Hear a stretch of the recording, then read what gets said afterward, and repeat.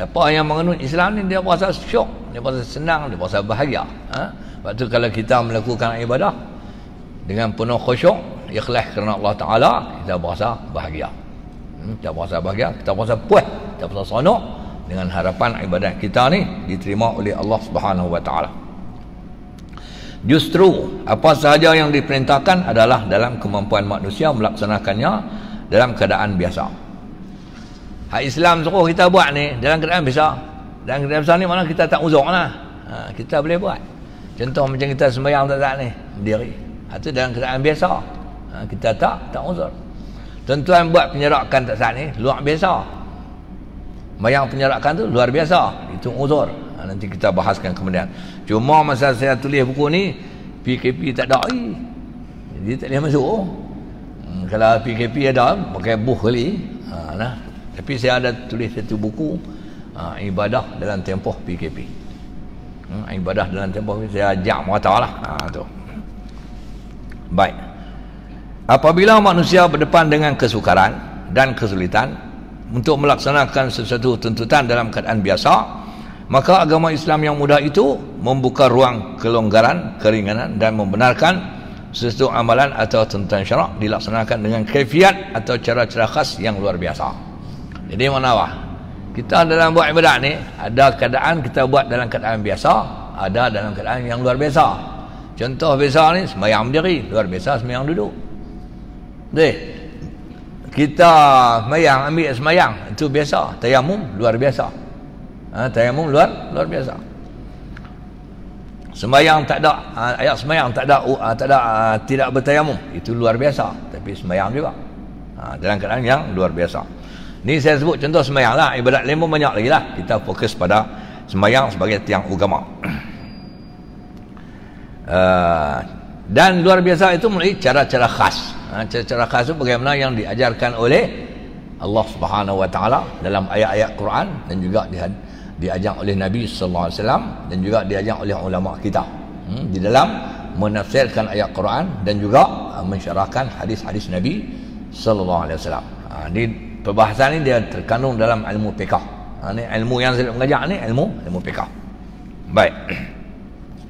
Allah Subhanahu Wa Ta'ala berfirman, "Wa ma ja'ala 'alaikum fid din min haraj." Dan dia tidak menjadikan kamu menanggung sesuatu keberatan dan susah payah dalam perkara agama. Allah dia mencipta manusia, dia tak mau bagi hamba ada ni payah. Dia tak mau bagi hamba ni payah. Jadi Allah Ta'ala akan buat taklifkan kepada hamba-hamba dia perkara yang mereka mampu. Perkara yang mereka mampu. Okey. Sabda Rasulullah sallallahu alaihi wasallam, "Inna ad-dina yusrun." Sesungguhnya agama itu sangat mudah. Itu kata agama itu mudah. Contoh, perkara-perkara di bawah ini adalah sebagian contoh Islam itu mudah dan tidak menyusahkan. Contohnya, satu, solat dalam keadaan duduk bagi orang yang tidak mampu berdiri. Rasulullah sallallahu alaihi wasallam sabda, "Shalli qa'iman fa in lam tastati' fa qa'idan fa in lam tastati' fa 'ala jambin." Dirikan solat dalam keadaan berdiri. Kalau tidak mampu, solatlah dalam keadaan duduk. Kalau tidak mampu juga, solatlah dalam keadaan berbaring. Yang biasa itu sembahyang berdiri. Yang luar biasa itu sembahyang duduk. Lagi luar biasa sembahyang berbaring. Itu contoh dalam hadis ini. Mana Islam menyesuaikan mengikut kemampuan hamba yang ingin melakukan ibadat. Jadi tidak ada alasan payah aku tak boleh nak berdiri. Kita ada pilihan duduk. Tapi kalau aku segan nak berdiri, duduk, itu 3 suku. Dia kelonggaran itu diberikan apabila orang tu mengalami apa yang orang sebut ni tajuk depan keuzuran. Maka kelonggaran itu dibenarkan. Jadi contoh nombor satu ni, orang sembahyang duduk ni memang kita ada tengok banyak. Kadang-kadang kita pun sembahyang duduk. Sembahyang duduk. Duduk pula macam-macam cara duduk. Duduk apa nama iftirash, duduk tarabuk, duduk sila, duduk tawarruk, duduk macam tahiyat akhir tu, itu orang panggil duduk bertimpuh. Lagi duduk melonyokkan kaki pasal ada besi dalam kaki, duduk ada atas kursi, macam-macam cara kita duduk. Habis.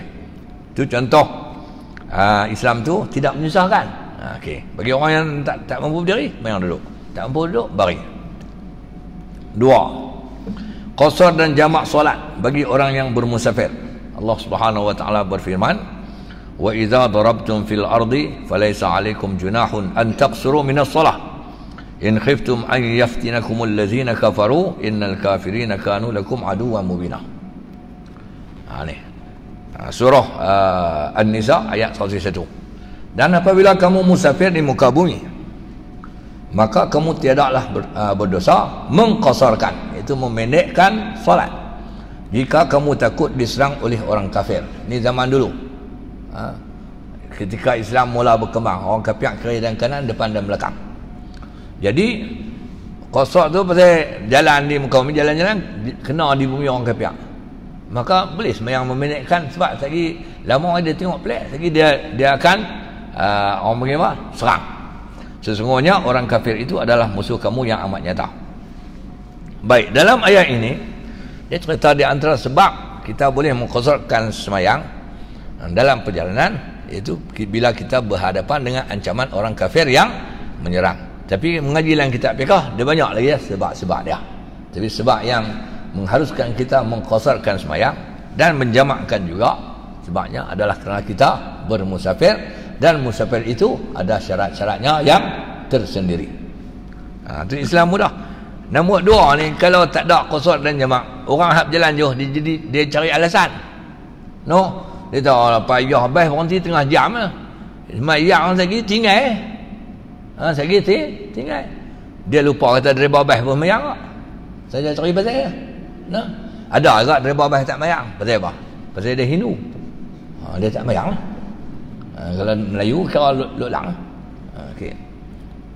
Jadi tuan-tuan, jadi dengan sebab tu dia tak boleh kata lah berhenti tengah jam nak kena sembahyang lama mengamalkan, tak sembahyang qasar. Lepas tu dia kata susah lah lagi nak kena berhenti pula, bas berhenti sekali je. Lagi yang sak mana nak berhenti lah. Ada jamak. Kalau dia berhenti time zuhur, yang qasar dan jamak.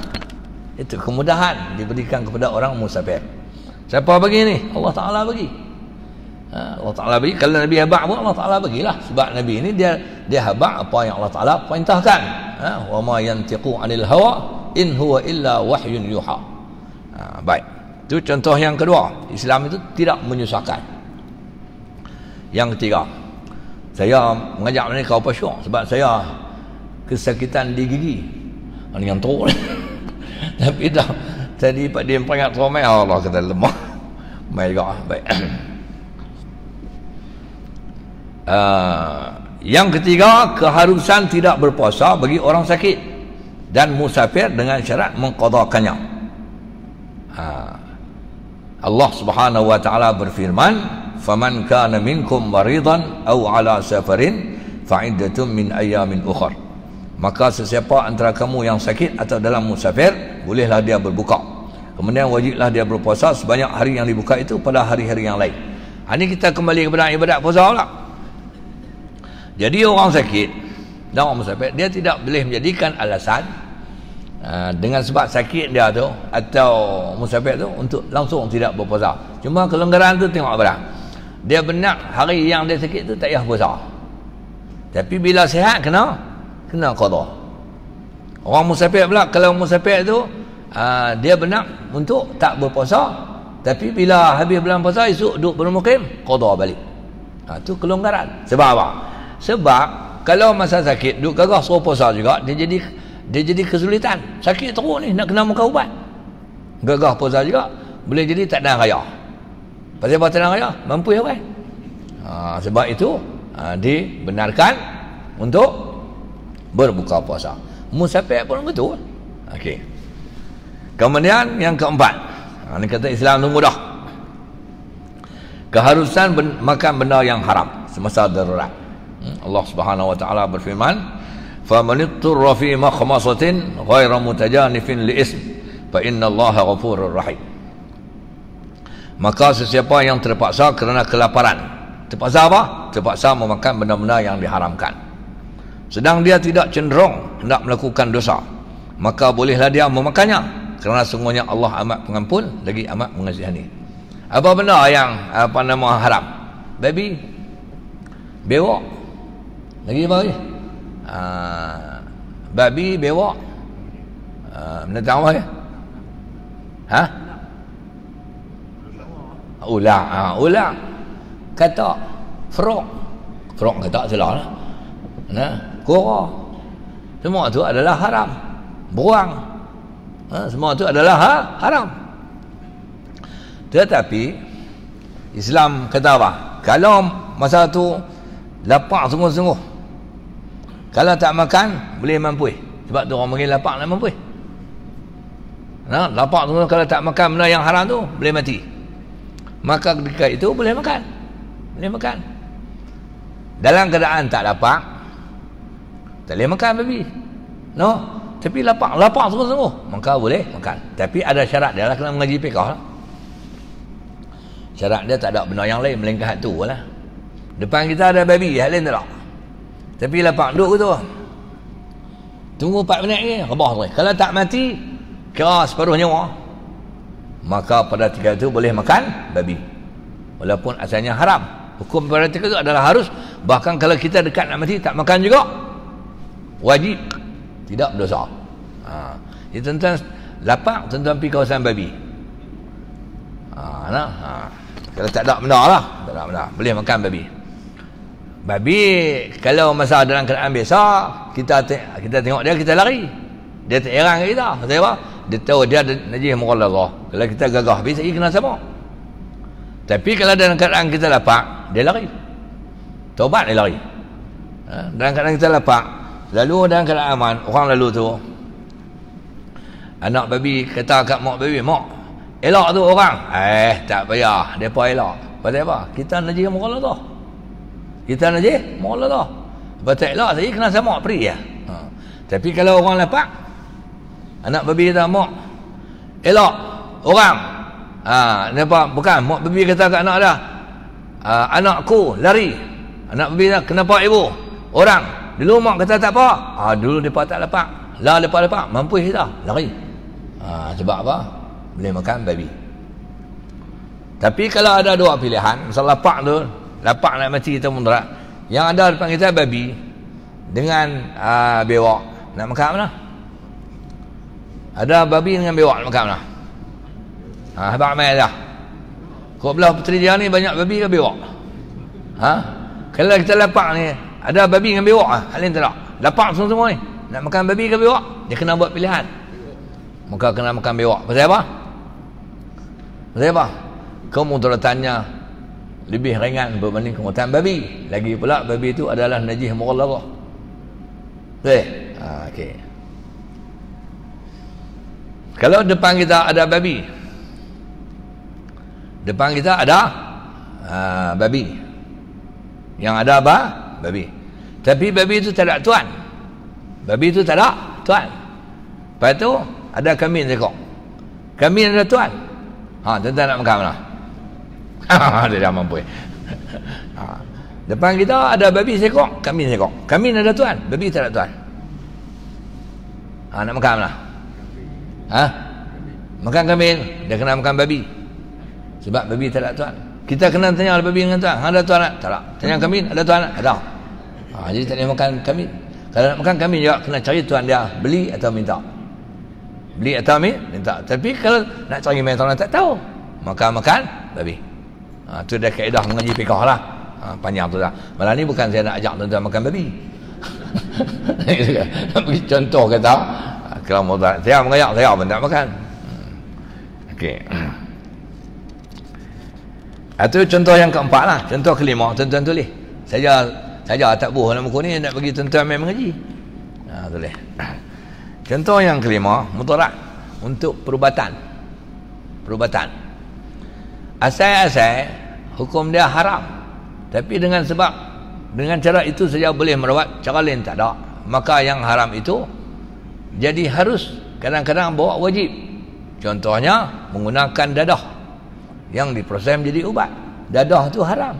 Pasal dia mengkhayalkan. Hukumnya sama dengan arak. Dadah tu. Jadi dalam keadaan biasa orang main dadah lama tak makan. Itu haram. Itu haram. Tapi kalau dadah tu diproses jadi ubat, jadi ubat, maka pada ketika itu harus salah satu dadah dibuat ubat bius. Dadah tu cara dia jangan tanya saya bukan doktor, saya bukan ahli perubatan. Dadah tu dia melalikan, maka dia dijadikan salah satu daripada ingredient untuk menghasilkan ubat bius. Jadi kalau tahap bius tu dia ada persen-persen tu. Kalau doktor cucuk tu nak bagi macam apa bedah jantung 8 jam, dia adalah kontennya beberapa kandungan dia tu. Jangan tanya saya tak kerti. Kalau dia nak buat menahan sejam saja, dia adalah kontennya, tapi dia dadah. Tapi dia ada dadah.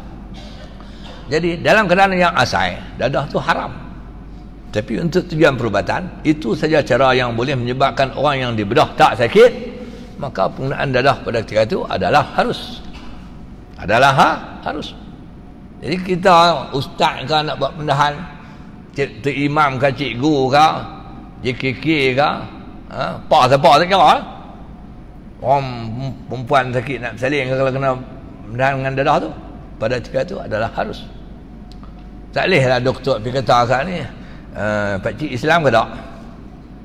Ya, Islam. Islam. Ni dadah ni tak boleh untuk pakcik. Jadi kita akan buat pendahan mantau.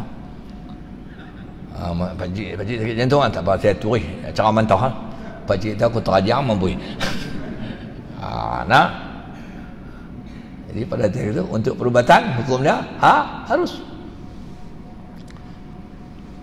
Yang keenam, itu contoh kelima. Yang keenam, benda yang asal haram tapi jadi harus, kadang-kadang jadi wajib. Contoh apa? Bersentuhan lelaki perempuan yang bukan mahram. Ini contoh yang keenam lah. Contoh ada pen tulis tak ada dalam buku ni, saya tambah okey. Contoh yang keenam, bersentuhan lelaki dan perempuan yang bukan mahram, hukum asal haram.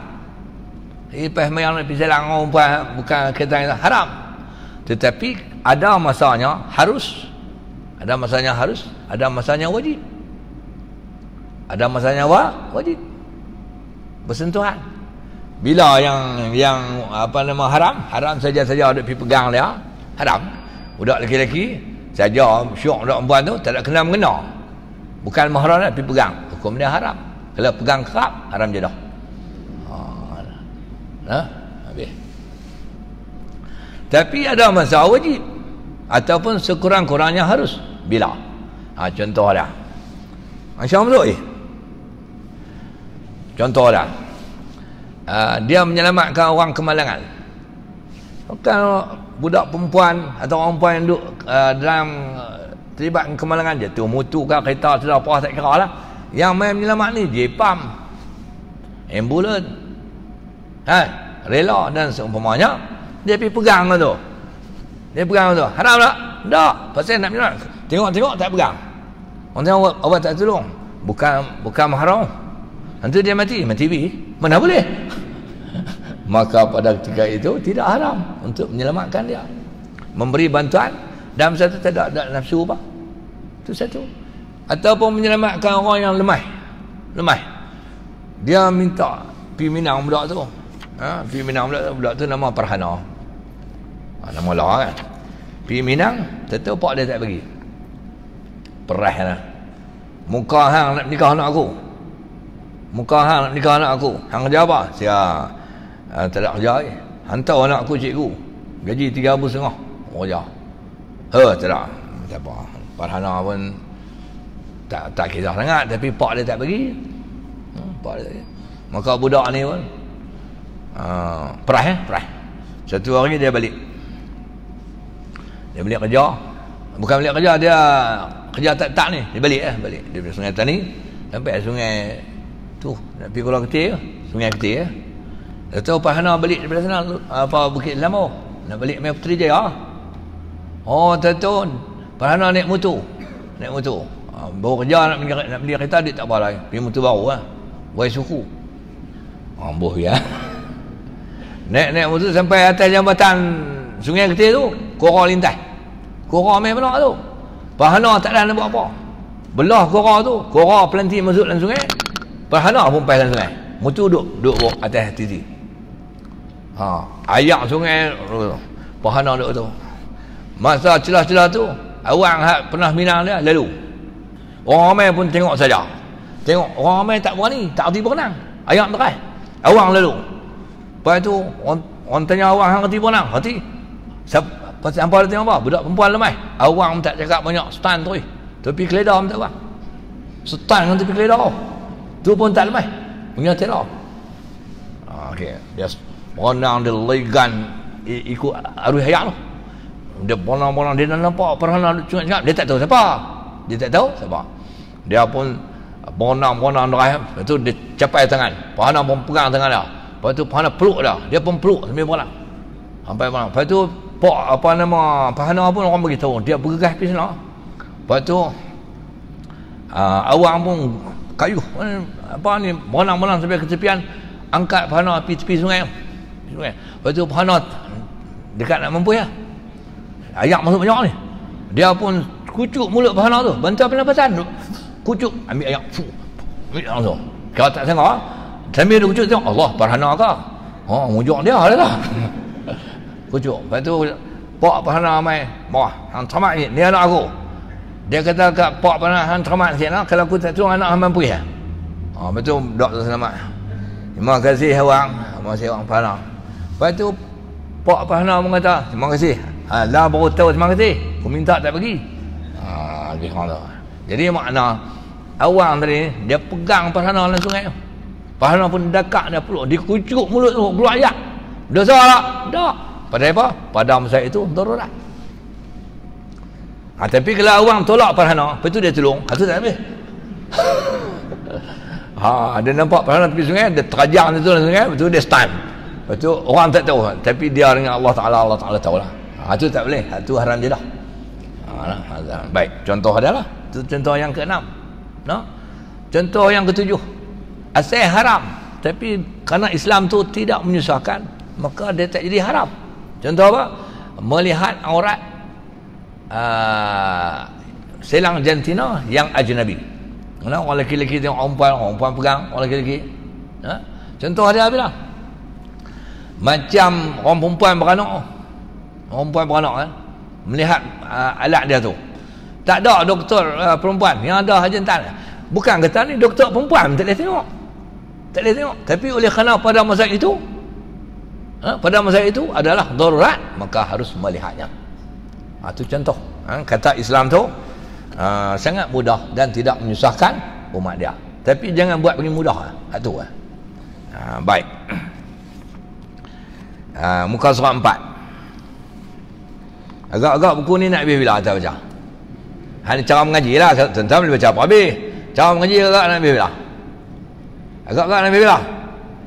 Dia akan berakhir bersama berakhirnya COVID. Bila saya tak tahu. Okey, baik. Tak apa, habis bila tu Tok Zah duk tanya. Yang penting kita baca.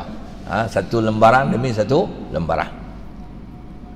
Siapa yang tak pernah mengikuti kuliah saya kuliah ni, saya turut jejak guru saya, Allahyarham Datuk Syekh Zakaria Ahmad Wamsak. Kenal kan? Tokoh ulama popular lah, telah kembali ke rahmatullah. Beliau mengajak, dia guna buku dia sendiri. Saya pun turut jejak dia lah. Cuma saya buku saya ni buat rumi. Pasal apa? Buat jawi. Penerbit buku tak mau buat. Dia kata payah laku. Jadi masalah beli lah. Orang tak mau beli. Bila tak mau beli, nak mengajak masalah. Jadi saya tak nak masalah. Saya abang hang tulis lah rumi tak apa, jawi tak apa, jangan tulis Cina dengan Hindu lah. Pasal apa? Aku takut mereka tak faham. Aku pun tak boleh. Lebih orang tu lah. Okey, baik. Tengok muka surat 4. Keuzuran. Mari kita lihat apa makna keuzuran. Keuzuran bermaksud sifat atau keadaan yang menyebabkan sesuatu jenis ibadat tidak dapat dilakukan dengan sempurna atau langsung tidak dapat dilaksanakan. Ni untuk ibadat. Lah ni COVID ni pun keuzuran juga. Sifat yang menghalang kita menjalani kehidupan yang sempurna. Kita jalan-jalan kena pakai mask. Tak syok lah. Masuk masjid kena tembak suhu. Kan syok. Lepas tu kena amalan penjarakan. Hak tu ada sifat yang menyebabkan kehidupan kita tak sempurna. Dalam konteks ibadat, sifat atau keadaan yang menyukarkan kita buat ibadat. Menyukarkan kita buat ibadat, mana tak? Ibadat kita buat tu buat juga, tapi tak sempurna. Satu. Dan yang kedua, menggugurkan terus tuntutan ibadat. Tuntutan ibadat tu tak kena buat terus dengan sebab keuzuran tu. Jadi kesan natijah keuzuran ni dua. Kita buat ibadat tapi tak sempurna. Yang kedua, ibadat tu langsung tak kena buat pasal keuzuran. Tengok pada jenis-jenis keuzuran. Okey. Kebanyakan orang menganggap sakit sebagai keuzuran. Ini di mana-mana lah. Daripada Bukit Kayu Hitam sampai Putrajaya. Banyak kawan kata sakit tu keuzuran. Tapi ada juga sakit yang bukan keuzuran. Sakit tu memang keuzuran. Ada juga sakit yang tak keuzuran. Sakit apa? Sakit apa? Kudir buta. Awak yang duduk saya kudir buta. Itu bukan keuzuran. Bukan semua sakit keuzuran. No. Saya faham tak sembahyang, aku sakit. Hang sakit apa? Sakit hati. Keuzuran lah. Tak. Okay. Jadi kebanyakan orang menganggap sakit sebagai keuzuran. Itu kebanyakan orang, majoriti. Memang betul sakit itu adalah keuzuran. Memang kita tak nabi. Tetapi ia adalah salah satu daripada keuzuran yang banyak. Mana senarai keuzuran tu antaranya sakit. Mungkin kita tak dia nombor satu lah. Tapi di bawahnya ada lagi jenis-jenis keuzuran. Antara keuzuran yang menyebabkan sesuatu ibadat tidak dapat dilakukan dengan sempurna atau tidak dapat dilakukan langsung, seperti sakit. Sakit lah, tak boleh nak buat ibadat. Kesulitan tu suasana yang menyusahkan kita. Bolehlah nak sembahyang ke apa tapi ataupun puasa tapi sulit sikit. Susah. Kepayahan samalah kesulitan. Ketakutan lah. Contoh ni ketakutan lah. Saya beri contoh lah. Tapi dalam buku ni ada. Ke depan dia akan ni. Kita nak ambil sembahyang. Ni style kehidupan lama. Bukan lah. Kita nak ambil sembahyang. Masjid belah ni. Depan masjid ada sungai. Sungai tu adalah sumber air. Untuk kita ambil air sembahyang. Okey. Air ada di sungai tu lah. Pipe semua tak ada. Tiba-tiba sungai tu dikawal oleh orang kafir. Musuh. Orang kafir yang menentang Islam ni. Harbi lah. Dia pegang senapang, jaga sungai. Kita pergi nak ambil sembahyang, dia tak pergi. Sentuh dia tembak. Jangan hampiri sungai. Siapa menghampiri sungai, tembak. Kita pun hampir agak Tok Imam kata tak apa. Kita nak ambil sembahyang tak apa, dia tak marah. Pergi Tok Imam dia tembak. Betul? Ayak ada dalam sungai tu lah, tang lain tak ada. Jadi kalau kita nak ambil sembahyang, tak boleh. Kalau kita ambil juga, kita takut. Jadi dia tembak kita. Mati. Maka pada ketika itu kita boleh sembahyang dengan kaedah tayamum. Tayamum. Depan kita debu dah lah. Tayamum tu. Di segi orang tanya, hak mana lebih sempurna? Sembahyang berwuduk dengan sembahyang bertayamum? Sempurna adalah berwuduk. Tapi oleh kerana ayat itu dijaga oleh musuh, kita pergi nak ampiak. Dia kata, jangan siapa hampiri sungai. Siapa hampiri sungai, kami tembak. Tembak tak nak ambil sembahyang. Ayat sembahyang pun tak boleh. Ramai-ramai pergi duduk berdiri. Kami nak ambil sembahyang, bukan kami nak mandi. Ayat sembahyang pun tak boleh. Orang kafir lah. Kalau kami nak ambil juga, aku tembak. Dia apa ramai? Kalau dia seorang boleh, dapat rakam dia. Kalau hampir juga, kami tembak. Cara dia apa? Tak boleh ambil sembahyang. Nak sembahyang tak? Sembahyang kena. Tapi tak sempurna. Jadi tengkak dengan apa musuh tu. Habis tu kami nak sembahyang dia lah. Dia tak sembahyang. Sembahyang aku tak halang. Aku halang apa sembahyang. Tapi kami nak ambil sembahyang. Ayat sembahyang aku tak boleh ambil. Sungai ni hak kami juga. Hatu kami nak sembahyang tu lah. Musuh kata tayamum lah. Hatu pun tak hati. Dia ajak. Dia tersungguh juga tu. Itu contoh adalah. Contoh. Bagi mudah faham ajak ni. Ketakutan. Kalau kita semayang, pernah dengar orang panggil solatul khauf, semayang dalam keadaan takut. Masa perang tu, semayang takut. Kita boleh tak menghadap kiblat. Kita menghadap musuh. Kalau apa nama kiblat belah tu, musuh belah belakang, kita ni dia buh kita. Jadi kita boleh semayang sambil pegang lapang. Itu syok. Boleh musuh tu. Bismillahirrahmanirrahim. Musuh rapaknya, kita pang buh sudah. Mampu sekok. Siratal ladzina an'amta alaihim. Pang 7 ekor mampu. Musuh tak merah. Sampai bagi salam, mampu 10 ekor dia tembak.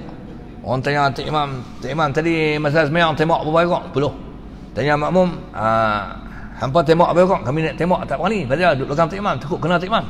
Lebih kurang tu. Itu dalam ketakutan. Habis. Lagi ketakutan haid dan nifas. Haid dan nifas macam orang perempuan. Dia sembahyang tak boleh, puasa tak boleh pasal haid dan nifas. Haid dan nifas. Habis. Itu contoh-contoh keuzuran. Okey, dalam konteks ibadat, keuzuran yang dialami seseorang mengakibatkan implikasi berikut. Ini contohnya. Tengok ni. Dalam konteks ibadat, keuzuran yang dialami seseorang mengakibatkan implikasi berikut. Satu, implikasi yang pertama, kesan dia. Gugur tuntutan ibadat tanpa perlu diganti atau diqada. Gugur tuntutan ibadat. Ganti itu qada, tak kena. Keuzuran seperti ini berlaku kepada wanita yang mengalami haid atau nifas. Yang mengalami haid atau nifas. Sepanjang tempoh haid atau nifas, wanita yang mengalami haid atau nifas tidak diwajibkan untuk menunaikan solat. Dia tak wajib sembahyang. Dia juga tidak wajib untuk mengqadakan solat-solat yang luput sepanjang tempoh haid dan nifas. Haid ni haid dia sehari semalam. Sehari semalam. Tempoh paling singkat, sehari semalam. Jadi kalau haid ni cuma sehari semalam, mana dia tak wajib sembahyang 5 waktu. Kalau haid dia yang normal 7 hari, bermakna dia tak kena sembahyang 35 waktu. 35 waktu. Kalau haid yang maksimal 15 hari. Kalau haid yang maksimal 15 hari. Kalau 7 hari 35 waktu. Kalau haid yang maksimal bermakna berapa waktu? 75 waktu. Dia tak kena sembahyang dan tak kena qada, gugur terus. Nifas pula minimal satu lahzah. Satu lahzah kena sembahyang lah. Kalau yang normal nifas ni ialah 40 hari. Yang maksimal 60 hari. Kali dengan 5. Gugur kewajipan sembahyang. Tak kena qada. Itu keuzuran yang menggugurkan tuntutan ibadat. Dua, jenis keuzuran yang kedua ni, kesan dia. Gugur tuntutan ibadat tetapi wajib untuk diganti atau qada. Antara contoh keuzuran seperti ini juga berlaku kepada wanita yang sedang mengalami haid atau nifas. Sepanjang tempoh haid atau nifas, dia tidak diwajibkan untuk berpuasa Ramadan, tetapi wajib mengqadakannya apabila suci daripada haid dan nifas. Ni orang perempuan haid nifas, dia tak wajib puasa. Kalau puasa pun haram, dosa. Tapi bila haid nifas dah habis, maka dia kena qada. Dia kena qada hari-hari yang dia tidak berpuasa itu. Puasa Ramadan lah. Okey. Antaranya lagi gugur kewajipan solat Jumaat bagi orang sakit dan orang musafir. Tetapi wajib tetap wajib melakukan solat Zuhur. Jangan orang sakit sakit yang menggugurkan kewajipan Jumaat. Sakit apa? Sakit macam duduk terlantang di tempat tidur, ataupun sakit yang simple ni, pagi-pagi pagi Jumaat menyorok apa tu, silap makan, food poisoning. Bila food poisoning tu keracunan lah, keracunan zat-zat belayak, kan habis sembahyang Jumaat lagu lah. Sakit yang duduk dalam masjid cerik habis, satu kerja pula duduk basuh cerik hang. Jadi bila food poisoning tu dia dikategorikan sebagai orang sakit, maka dia tak wajib sembahyang Jumaat. Sebab apa? Sebab dia uzur. Sama dengan orang tua-tua duduk atas kursi roda, uncang beg najis kan. Petang-petang orang tanya, "Tok Wan, ya, tadi Tok Wan sembahyang Jumaat tak?" "Tak." "Awak tak sembahyang Jumaat?" "Tak boleh pergi lah, duduk atas kursi roda." "Kursi roda takkan tak boleh pergi." "Siapa nak tolak? Ni keluar pun lepas tolak. Tak kita tak sebab tolak tak masuk. Ni Tok Wan duduk seraya lintang duduk main." Susah. Keuzuran nama dia. Jadi dia sakit tadi ni, dia tak wajib sembahyang Jumaat, tetapi dia wajib gantikan dengan sembahyang Zuhur. Yang terkini keuzuran Covid. Ni cerita habis lah. Keuzuran Covid. Masa PKP, kita kena PKP tu, PKP saja. Tak masuk PKPB tu. PKPD tak masuk. PKP saja. Kita orang awam ni tak boleh sembahyang Jumaat 9 kali. PKP dia start 18 Mac sampai 21 Mei. PKP saja. Kita tak sembahyang Jumaat 9 kali. Berdosa ke tak berdosa? Tak berdosa. Pasal apa? Keuzuran. Apa yang menguzurkan kita? Masjid tutup. Pasal apa masjid tutup? Covid tak pergi pi. Itu alasan dia. Jadi masjid tutup, kita tak boleh pergi. Dengan sebab masjid ditutup, tiada lah solat Jumaat. Jadi tak berdosa. Nah, tak berdosa walaupun hang saban terbaik, walaupun hang ustaz, hang tu imam, tak berdosa. Jadi orang tanya dia, lepas habis PKP, orang tanya jumpa di market. Hang duduk mana? Duduk Puteri Jaya. Baru ni PKP yang sembahyang Jumaat tak? Tak pula. Siapa tak sembahyang? Masjid tutup. Nak pergi je lah. Kalau pergi pun lepas hambat balik. Hang tu tak sembahyang Jumaat, keram je lah. Tak berdosa. Pasal apa tak berdosa? Masjid tutup. Pasal apa masjid tutup? Covid. Covid tu jadi kat mana? Uzur kita. Jadi tak sembahyang Jumaat tak berdosa? Tak. Jadi yang tak sembahyang Jumaat 9 kali? Tak. Lohok yang sembahyang tak? Tak. Tu dia keral mana? Tu 3 suku. Ni dalam konteks ni dia tak sembahyang Jumaat tu dia kena gantikan dengan sembahyang zuhur. Pasal apa? Pasal keuzuran.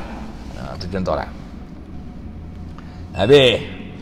Dia tengah syok, dia tengah bunyi lah. Nak berhenti ke lejak sikit? Berhenti? Berhenti lejak? Sikit lagi? Sikit lagi no? Okey. Habis tajuk ni lah. Okay. Yang ketiga, tuntutan dan kewajipan ibadah tidak gugur, tetapi disebabkan keuzuran yang dialami, maka seseorang yang keuzuran diberi kelonggaran melakukan sesuatu jenis ibadat dengan lebih ringan dan mudah mengikut kemampuan. Contohnya orang sakit yang tidak mampu berdiri, maka dia boleh menunaikan solat sambil duduk. Masa dia sihat lalu dia sembahyang berdiri. Bila sakit tak boleh berdiri, sembahyang duduk. Gugur tak kewajipan solat? Tak gugur. Dia kena sembahyang, tapi disesuaikan sembahyang ikut tahap keuzuran dia. Maka dia sembahyang duduk. Jangan satu soalan. Orang sembahyang duduk, pahala dia sembahyang tu sama tak dengan pahala orang sembahyang berdiri? Cuba tuan-tuan teka. Orang sembahyang duduk ni, sembahyang duduk, pahala dia tu sama tak dengan pahala dia sembahyang berdiri? Agak-agak sama. Perbuatan tak sama. Sembahyang duduk tu, rehat tu. Kadang duduk di kursi, menyandak tu. Kawan tu berdiri, dah lama tu imam baca lama tu. Orang sembahyang duduk tu, pahala dia tu sama dengan pahala orang sembahyang berdiri? Sama? Betul ke? Anda yakin? Yakin? Jawabnya baik. Jawabnya sama dan tak sama. Dia ada dua jawapan. Pahala orang sembahyang duduk tu sama dengan pahala sembahyang berdiri, dengan syarat masa dia sihat memang dia duduk sembahyang. Masa sihat memang dia duduk sembahyang. Sakit pun dia sembahyang, maka dia dapat pahala macam dia sembahyang masa sihat. No? Cucu tanya dah, awak tuan sembahyang duduk? Tuan tak apa sihat. Bila tuan sembahyang duduk? Minggu ni. Belum ni? Berdiri. Pahala tuan kurang tu. Cucu tak kurang. Sama macam tuan duduk sembahyang masa berdiri tu. Hei, tuan tahu nak? Tuan pergi dengar di masjid. Pertama kali tuan pergi tak pernah pergi. Betul lah tuan tu kata. Pasal dia besar. Dia besar. Itu adalah hadis Nabi. Masa sihat dia duduk sembahyang. Dia sakit pun dia sembahyang. Cara dia sembahyang sakit tu teruklah tuan-tuan. Dia bukan duduk, bacaan pun semua simple-simple lah. Surah pun pelan-pelan. Masa sihat, Allahu Akbar, Samiallahu liman hamidah. Itu masa sihat. Masa sakit, Allahu Akbar, tengok pelan. Bateri jak kami. Samiallahu liman hamidah. At-tahiyyat. Assalamualaikum. Assalamualaikum warahmatullahi. Assalamualaikum warahmatullahi. Itu sehat sakit. Oh, masa sihat. Assalamualaikum warahmatullahi. Assalamualaikum warahmatullahi. Dia sembahyang masa sakit tu, macam tu punya teruk. Sama tak dengan pahala masa dia sihat? Sama. Dengan syarat masa dia sihat memang dia duduk sembahyang. Tapi kalau dia tak pernah sembahyang masa sihat, sakit pun nak sembahyang, itu pelik lah. Itu tak sama. Dia sakit, duduk taksi roda, setiap hari cucu duduk terap pergi bilik ayak, mandi kencing berak tu lah. Satu hari tu baru lepas kencing, dia kata cucu dia, tolong tuan pergi bilik ayak, duduk taksi roda. Cucu kata tuan nak kencing pula. Dah tu tuan nak ambil sembahyang. Cucu terkejut. Awak tuan Sembahyang lah. Baru nak bola. Awak yang tuan duduk tak duduk nak sembahyang, semua sihat tak pernah sembahyang. Tuan merasa nak mampu ya. Kalau jenis lagu tu, dia sembahyang masa sakit tu, pahala dia takkan sama dengan pahala sembahyang masa sihat. Pasal apa? Pasal masa sihat memang dia tak sembahyang. Itu beza dah. Habis dah. Jadi ibadat tu tak gugur, tapi diberi kelonggaran. Contohnya orang sakit yang tidak mampu berdiri, maka dia boleh menaikkan solat sambil duduk. Tak mampu duduk, mengiring, baring, itulah berikutnya. Okey, yang keempat. Contoh dah, implikasi. Diberi pilihan untuk melakukan kewajipan ibadat atau menangguhkannya. Keuzuran punya pasal. Contohnya, seseorang yang dalam permusafiran boleh meneruskan puasa Ramadan selama dalam perjalanan atau tidak berpuasa, tetapi wajib mengqadakannya kemudian. Ni orang musafir.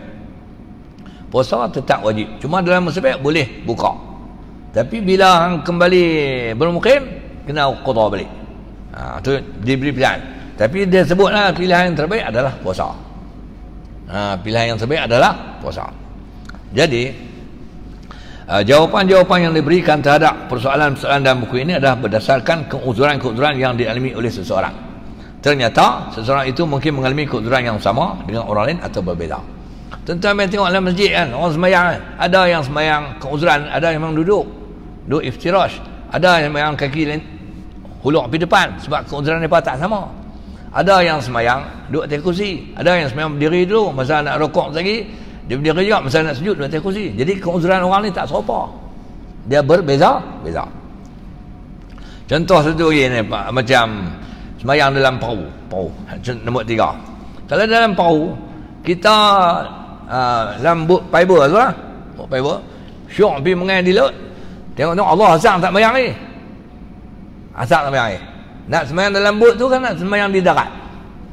Di pantai. Dalam bot kan di darat? Jawapannya dua. Dalam bot dan di darat. Wajib sembahyang di darat sekiranya dia sempat sampai waktu duk ada lagi. Tak boleh sembahyang dalam bot. Pasal kalau dia sembahyang lembut, dia takkan boleh berdiri. Wajib dia sembahyang di darat sekiranya waktu asak tadi ni masih ada masa dia sampai dia sembahyang terus. Tak mesti balik rumah sembahyang di pantai tak apa. Tapi kalau dia tak sempat, dia speed boat tu sampai maghrib, maka dia wajib sembahyang dalam bot. Bila dia sembahyang dalam bot, dia tak boleh sembahyang berdiri sebab pada ketika tu dia keuzuran. Bukan dia sakit. Keuzuran yang masuk kesulitan dan kesusahan. Jadi dia terpaksa sembahyang duduk dalam bot. Kalau dia sembahyang berdiri, bot akan jadi gitu. Bila jadi gitu, lagi bot atas berdiri atas dia. Bila bot berdiri atas dia, lepas tu orang masuk dia dalam masjid puteri dia, kita berdiri depan dia. Lebih kurang tu lah. Understand? Lebih kurang tu lah. Itu contoh dia. Jadi ternyata seorang itu mungkin mengalami keuzuran yang sama dengan orang lain atau berbeza. Mungkin juga seseorang itu sentiasa bertukar keuzuran dari semasa ke semasa atau daripada satu keadaan kepada satu keadaan yang lain. Bertukar keuzuran tu contoh macam orang perempuan. Keuzuran dia bertukar. Pasal apa kecil tak sembahyang? Haid. Haid. Berapa lama sembahyang? 7 hari. Mai bulan 9. Pasal apa kecil tak sembahyang? Uzur apa sampai lama sangat? Lipas. Jenis nipas. Bukan lipas. Nipas dia beranak. Arti keuzuran tak serupa. Dia tukar-tukar. Tu orang perempuan. Kalau orang jantan, pasal apa tuan sembahyang duduk, tuan tak boleh berdiri. Kalau berdiri jatuh. Lepas tu main bulan depan pula, pasal apa tuan sembahyang berbaring, tuan tak boleh duduk. Kalau duduk jatuh. Lepas tu tuan nak sembahyang berapa lama, masa tak lama lah. Jadi dia tukar-tukar keuzuran dia tu. Dia bertukar-tukar keuzuran dia. Itulah lebih kurang. Jadi masa apa masuklah kita musim PKP ni tak digalakkan lama-lama. Tapi lebih kurang tu lah. Ada soalan tak? Ni kita kena tahun depan lah. Tak ada lah tu ni. Sambungan lah tahun depan. Okay. Ibadat haji. Okay. Ibadat haji pun musim PKP ni keuzuran. Tak wajib. Tak wajib kita melaksanakan. Dalam melaksanakan ibadat haji tu pun, ibadat-ibadat yang kita buat tu ada benar sebab keuzuran, kita tak dapat melakukan dia dengan sempurna. Dia ada penjarakan. Sembahyang merupakan penjarakan. Itu semua suasana-suasana yang menguzurkan kita. daftar ibadat haji tahun ni dia panggil lah, tiba-tiba kena COVID, tangguh pergi tahun depan. Pasal apa? Keuzuran. Itu lebih kurang. Ada lagi soalan? Kau nak tanya? Ni nak kena tanda ni, hari ni berapa bulan ni? 16 bulan 12. Okey. Tak ada soalan lah. Tak ada soalan, kita tangguh pengajian kita pada tahun depan. Permulaan bulan depan lah. Depan.